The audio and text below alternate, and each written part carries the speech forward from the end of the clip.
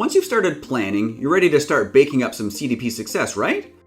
Well, not quite so fast. You might have prepared and planned your recipe, but now you need to start grabbing those essential ingredients. And I'll warn you, some of them may not be easy to find. Unless you're a professional chef or a baker, getting ready to bake for the very first time means that your pantry might be missing, well, a few things.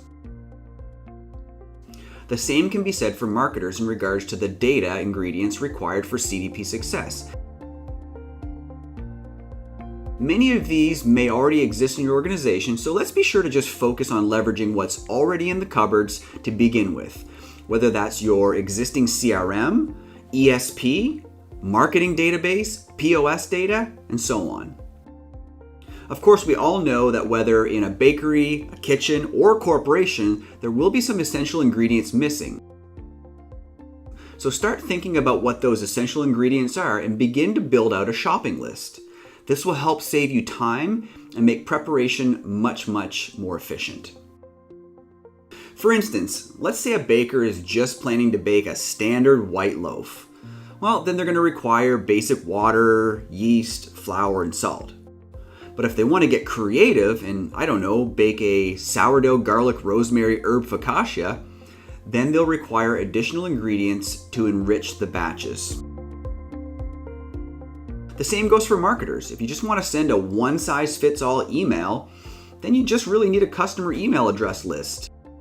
But if you want to market the way that you should be in the 21st century, then you're going to want to personalize and tailor every audience batch so that the message they receive have a more personalized flavor, which means you're going to want to access all those ingredients or data that you can get your mitts on.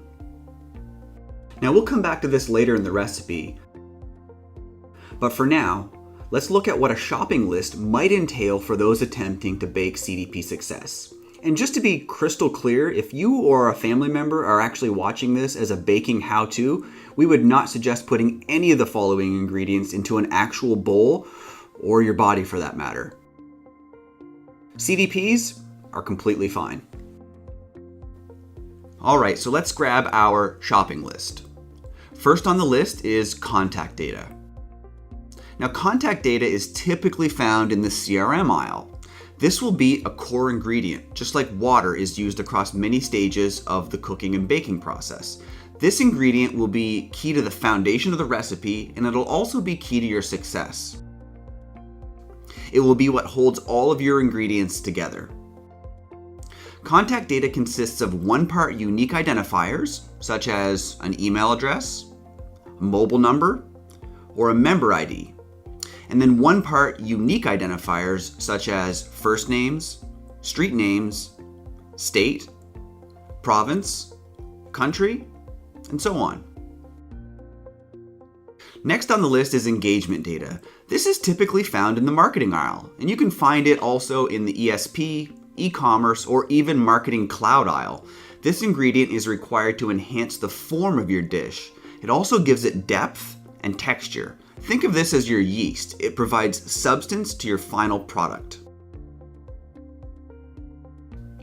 Engagement data also adds flavor to the dish and allows you to produce a more delicious customer experience, and it really truly is what makes it differentiating.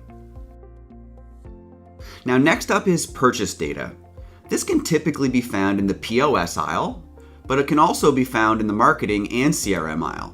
Your purchase ingredients add lifetime value to your dish. Purchase data, similar to flour, can give your batches a very different look and texture. Purchase data makes your bake more substantial and can help determine who receives what type of loaf. Next up is preferential data. This data can be found in a few different areas of the supermarket. It's sometimes in the CRM aisle, sometimes it's near the profile center section, but it can also be found in the marketing aisle. It's also possible that if you can't find this at your local, then a third-party provider may be able to help you buy this ingredient. Keep in mind, if you do end up buying this data from a third-party provider, it will need to be combined with your contact data ingredients. Otherwise, it won't be very useful as a part of your bake, and it will add complexity to your batch. You can't just toss in a dash of preferential data. Mixing it with your contact data is a step that can't be skipped. Next up is service interaction data. This ingredient will need to be collected from the customer service department of your business.